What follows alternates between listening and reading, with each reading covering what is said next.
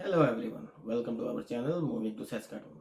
मेरा नाम है वकास और आज की हमारी ये वीडियो हमारी कैनेडियन इमिग्रेशन सीरीज़ की दूसरी वीडियो है।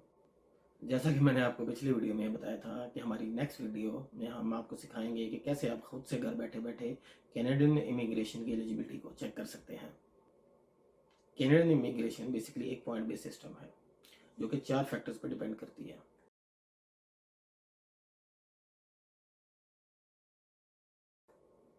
वो चारों फैक्टर्स मिलकर आपको कुछ एक पॉइंट्स देते हैं जिनकी बेसिस पे आप ये चेक कर सकते हैं कि क्या आप कैनेडियन इमिग्रेशन के लिए एलिजिबल हैं। उन 4 फैक्टर्स में पहला फैक्टर है एज, दूसरा फैक्टर है एजुकेशन, तीसरा फैक्टर है एक्सपीरियंस और चौथा फैक्टर है लैंग्वेज प्रोफिशिएंसी। हमारा जो पहला फैक्टर है वो है एज।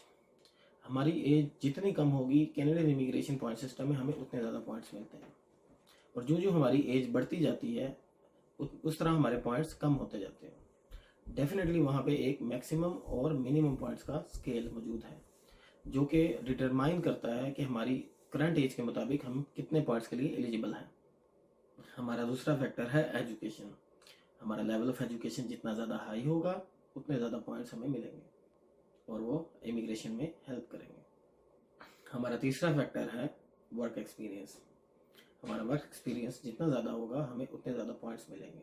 लेकिन इसकी एक बात यहाँ पे याद रखने की है कि अगर आपका वर्क एक्सपीरियंस 1 साल से कम है तो आप कैनेडियन इमिग्रेशन के लिए अप्लाई नहीं कर सकते। हमारा चौथा फैक्टर है लैंग्वेज प्रोफिशिएंसी। आपका लैंग्वेज प्रोफिशिएंसी में जितना ज़्यादा स्कोर हाई होगा उतने ज़्यादा पॉइंट्स आपको मिलेंगे। लेकिन अगर आपने मल्टीपल लैंग्वेजेस का टेस्ट दिया हुआ है जैसे कि इंग्लिश प्लस फ्रेंच तो आपका स्कोर और ज़्यादा होंगे।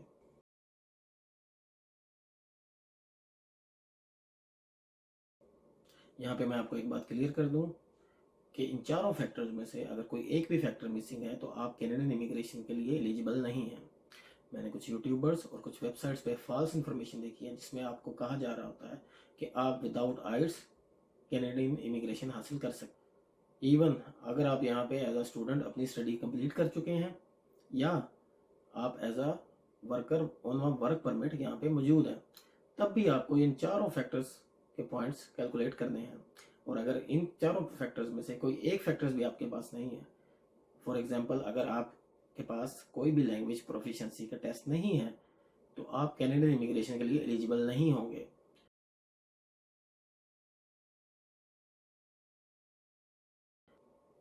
अब मैं आपको दिखाऊंगा कि कैसे आप खुद से अपनी कैनेडियन इमिग्रेशन की एलिजिबिलिटी को चेक कर सकते हैं। जी, तो ये हमारा जो पहला पेज है ये गवर्नमेंट ऑफ कनाडा का ऑफिशियल वेब पेज है। बेसिकली ये पेज पे एक सॉफ्टवेयर है जिसके ज़रिए आप ये जान सकते हैं कि क्या आप कैनेडियन इमिग्रेशन के लिए एलिजिबल हैं।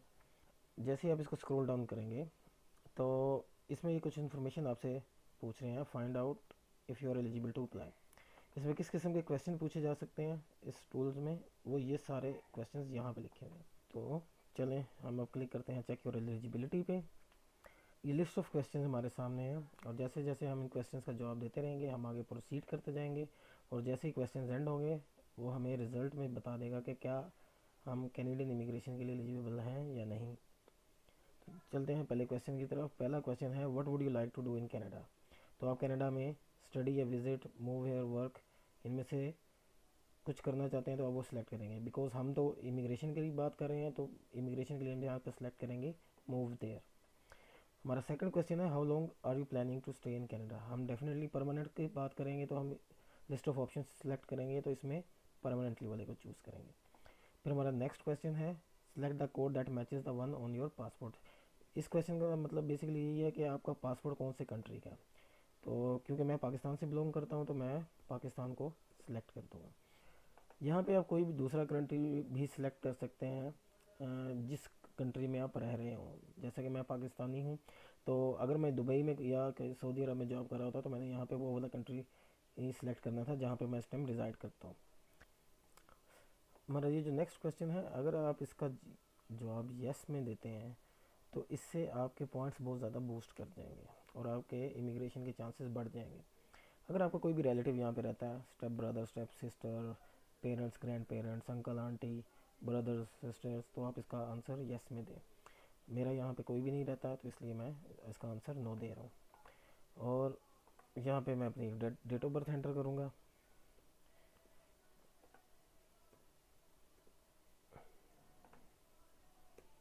और जैसे ही मैं नेक्स्ट पे क्लिक करूँगा, ये न्यू सेट ऑफ क्वेश्चन हमारे सामने आ गए। देखिए, what is your main reason you want to come to Canada. तो इसमें से हमारा जो जवाब होगा वो होगा find a permanent job in Canada, क्योंकि ये हम इमिग्रेशन के लिए अप्लाई कर रहे हैं। जैसे ही हमने नेक्स्ट प्रेस किया, रिज़ल्ट हमारे सामने है। इस रिज़ल्ट में हमें बता रहा है कि आप एक्सप्रेस एंट्री के अंडर ये 3 प्रोग्राम्स हैं जिसके लिए आप एलिजिबल हो सकते हैं। अब एलिजिबल हो सकते हैं का से क्या मुराद है, ये देखें, ये लाइन है, you might be eligible for express entry, right. तो अब इसको हमने कंफर्म करना है कि क्या वाकई हम इसके लिए एलिजिबल हैं कि नहीं। तो उसके लिए ऑफिशियल एक पेज है गवर्नमेंट ऑफ कनाडा का, जिसके ज़रिए आप अपने पॉइंट्स कैलकुलेट कर सकते हैं। जैसा कि हमने अपनी ही वीडियो में बताया था कि ये सारे का सारा पॉइंट बेस्ड सिस्टम है। अब आपने अपने पॉइंट्स कैसे कैलकुलेट करने हैं। ये हमारा सेकंड वेब पेज है जो कि गवर्नमेंट ऑफ कनाडा का ऑफिशियल वेब पेज है। ये एक कम्प्रीहेंसिव रैंकिंग सिस्टम है जिसे आप CRS टूल भी कह सकते हैं। और ये टूल के ज़रिए आप अपने पॉइंट्स को कैलकुलेट कर सकते हैं। जैसे कि हमने आपको वीडियो के शुरू में बताया था कि कैनेडियन इमिग्रेशन एक पॉइंट बेस्ड सिस्टम है, तो आपने अपने पॉइंट्स को इस CRS टूल की मदद से कैलकुलेट कर सकते हैं। ओके, चलिए स्टार्ट करते हैं। जैसे कि हमारा पहला क्वेश्चन है, what is your marital status. अगर आप सिंगल हैं तो आपको मैक्सिमम पॉइंट्स मिलेंगे, अगर आप मैरिड हैं तो आपको पॉइंट्स थोड़े से कम मिलेंगे। ये पूरा पॉइंट ग्रिड सिस्टम मैं आपको अलग से एक्सप्लेन करूँगा, या आपको मैं वेब पेज का लिंक दे दूँगा जिसमें से आप पूरे पॉइंट सिस्टम को समझ सकते हैं। तो फिलहाल मैं यहाँ पे अपने मुताबिक सिंगल सेलेक्ट कर रहा हूँ। हमारा नेक्स्ट क्वेश्चन आ रहा है, हाउ ओल्ड आर यू। जैसे कि वीडियो में हमने आपको बताया था कि आपकी एज जो जो बढ़ती जाएगी आपके पॉइंट्स डिक्रीज़ होते जाएंगे। तो इस क्वेश्चन में आपको मैक्सिमम पॉइंट्स 30 ईयर्स तक मिल सकते हैं। तो मैं 28 ईयर्स सेलेक्ट करूँगा। जैसे ही आप 30 प्लस जाएंगे, जैसे आप 31 पे जाएंगे तो आपका 10 पॉइंट डिक्रीज़ हो जाएंगे। इसी तरह जैसे ही आप 32 पे जाएंगे तो आपके टोटल 20 पॉइंट्स डिक्रीज़ हो जाएंगे। इसी तरह 33 पे टोटल 30 पॉइंट्स आपके डिक्रीज़ हो जाएंगे। हमारा नेक्स्ट क्वेश्चन है, what is your level of education. तो यहाँ पे मैं अपनी level of education bachelor degrees को सिलेक्ट कर रहा हूँ। आपकी जो भी डिग्री है उसके हिसाब से सिलेक्ट कीजिए और उसके हिसाब से आपको पॉइंट्स असाइन कर दिए जाएंगे। ओके, हमारा नेक्स्ट क्वेश्चन है, have you earn a Canadian degree, diploma और सर्टिफिकेट। अगर आपके पास कैनेडियन डिग्री, डिप्लोमा या सर्टिफिकेट है तो उसके पॉइंट्स आपको ज़्यादा मिलेंगे। तो क्योंकि मेरे पास नहीं है इसलिए मैं इसका जवाब नो दूंगा। ओके, हमारा नेक्स्ट क्वेश्चन है, ऑफिशियल लैंग्वेजेस। कनाडा की 2 ऑफिशियल लैंग्वेजेस हैं, एक इंग्लिश एंड फ्रेंच। तो ये अब आपसे पूछ रहा है कि आपके पास कौन कौन सी लैंग्वेज स्किल्स हैं। और ये क्वेश्चन का पहला पार्ट पूछ रहा है कि क्या आपका टेस्ट रिज़ल्ट 2 साल पुराना है, मतलब उससे कम है। अगर उससे ज़्यादा होगा तो ये आपका टेस्ट को एक्सेप्ट नहीं करेगा। हम इसे करते हैं yes, less than 2 years old है। उसके बाद वो हमसे पूछ रहा है कि आपने कौन सा टेस्ट दिया है इन दोनों लैंग्वेजेस में से।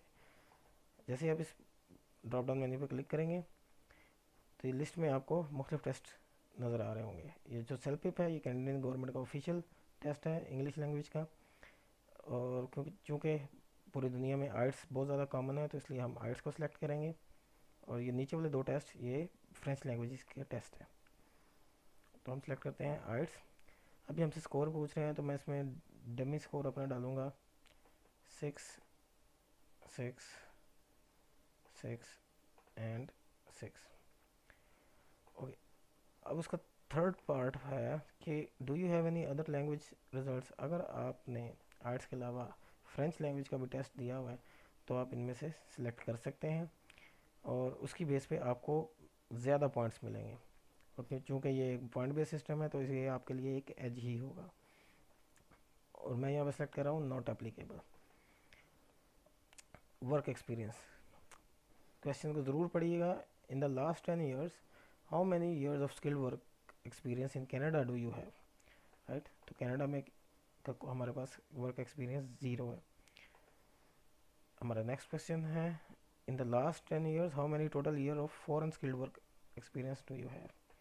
फॉरेन का मतलब आउटसाइड द कनाडा एक्सपीरियंस। तो मेरा एक्सपीरियंस 5 ईयर्स का है तो मैं यहाँ सेलेक्ट करूँगा 3 ईयर्स और मोर।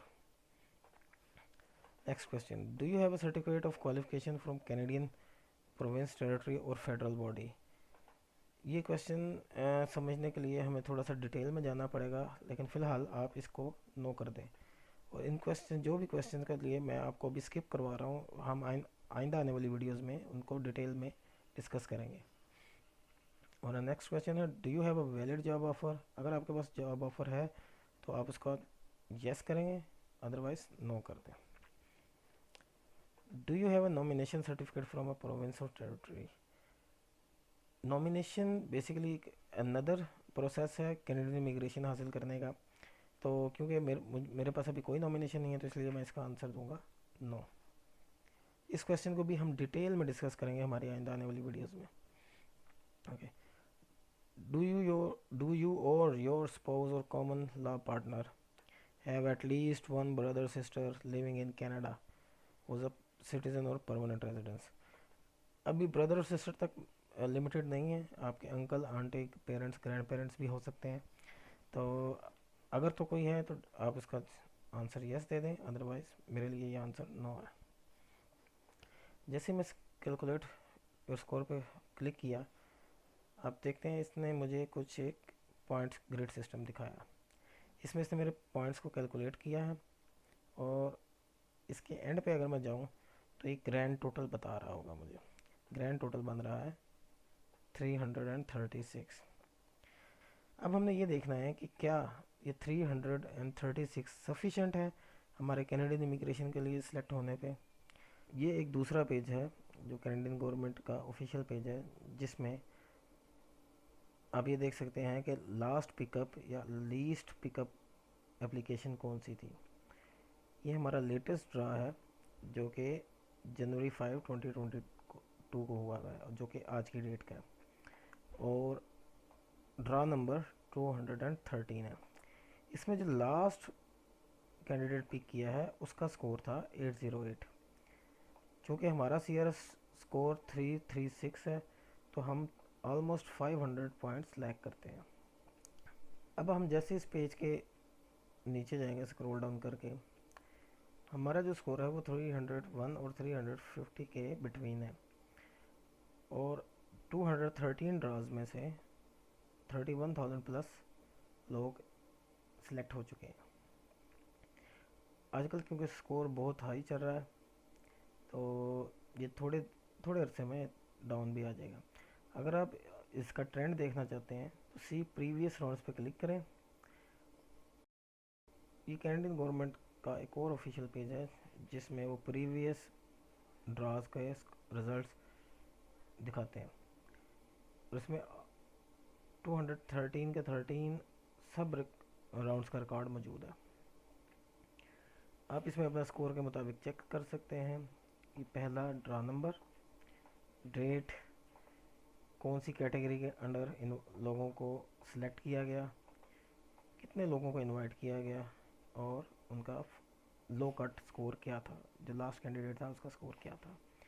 आप इन पेजेस को एक्सप्लोर करें और अपने CRS स्कोर के मुताबिक देखें कि आप कहाँ स्टैंड करते हैं।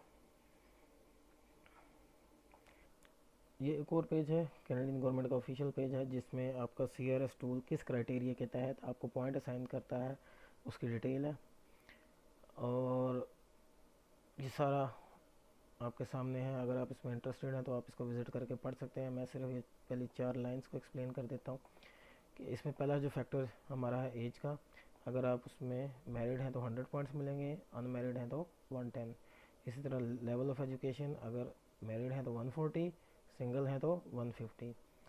ऑफिशियल लैंग्वेज प्रोफिशिएंसी के अगर मैरिड हैं तो 150 और अगर सिंगल हैं तो 160। कैनेडियन वर्क एक्सपीरियंस के मैरिड हैं तो 70 और अगर सिंगल हैं तो 80। ये पूरा पेज अगर आप इंटरेस्टेड हैं तो पढ़ के आप अपना क्राइटेरिया देख सकते हैं कि किस क्राइटेरिया के तहत आपको पॉइंट्स असाइन किए जाते हैं। और क्योंकि ये हमारी वीडियो बहुत लंबी हो जाएगी और हमने अपनी वीडियो को शॉर्ट रखने की कोशिश करनी है, इसलिए हम इसको ज़्यादा एक्सप्लेन नहीं करेंगे। ये हमारा नेक्स्ट पेज है, ये भी कैनेडियन गवर्नमेंट का ऑफिशियल इमिग्रेशन टू कनाडा का पेज है। कैनेडियन गवर्नमेंट जितने भी इमिग्रेशन से रिलेटेड प्रोग्राम्स ऑफ़र करती है उन सब की डिटेल इस पेज पे मौजूद है। अगर आप एक्सप्रेस एंट्री या कम टू कनाडा का टूल आपको इनएलिजिबल बताता है तो आप डिफरेंट प्रोग्राम्स में डिफरेंट तरह से क्वालिफाई कर सकते हैं। इस पेज पे वो सारे प्रोग्राम्स मौजूद हैं जो कि कैनेडियन गवर्नमेंट ऑफ़र करती है, और हम आने वाली वीडियोस में आपको डिटेल्ड वीडियोस के साथ आपके साथ ये सारे प्रोग्राम शेयर करेंगे, और जिसके ज़रिए आप अपना स्कोर इंक्रीज़ कर सकते हैं और किसी दूसरे प्रोग्राम में एलिजिबल हो सकते हैं। मुझे उम्मीद है अब तक आपको ये पता लग गया होगा कि कैसे आप खुद से कैनेडियन इमिग्रेशन की एलिजिबिलिटी को चेक कर सकते हैं। अगर कम टू कनाडा टूल ने आपको इनएलिजिबल बताया है तो इसका ये मतलब नहीं है कि आप कैनेडियन इमिग्रेशन के लिए अप्लाई ही नहीं कर सकते। कैनेडियन इमिग्रेशन के कुछ डिफरेंट प्रोग्राम्स हैं, हो सकता है उन प्रोग्राम्स के लिए आप एलिजिबल हों। उन प्रोग्राम्स का क्राइटेरिया इनसे थोड़ा सा डिफरेंट होगा, लेकिन मेन फैक्टर्स यही रहेंगे। Number 1 age, number 2 education, number 3 experience and number 4 language proficiency. इन चारों फैक्टर्स के बिना आप कैनेडियन इमिग्रेशन के लिए एलिजिबल नहीं हो सकते। कैनेडियन इमिग्रेशन का हर प्रोग्राम इन चारों फैक्टर्स की बेस पे ही आपके पॉइंट्स कैलकुलेट करेगा। पॉइंट्स कैलकुलेशन का क्राइटेरिया हर प्रोग्राम का डिफरेंट होता है। हमारी आइंदा आने वाली वीडियोस में हमारी कोशिश होगी कि हम हर प्रोग्राम को डिटेल में डिस्कस करें और देखें कि क्या आप उस प्रोग्राम के लिए एलिजिबल हैं कि नहीं। अगर आपको हमारी ये वीडियो पसंद आई हो या इस वीडियो के ज़रिए आपने कुछ सीखा हो तो प्लीज़ सब्सक्राइब एंड शेयर।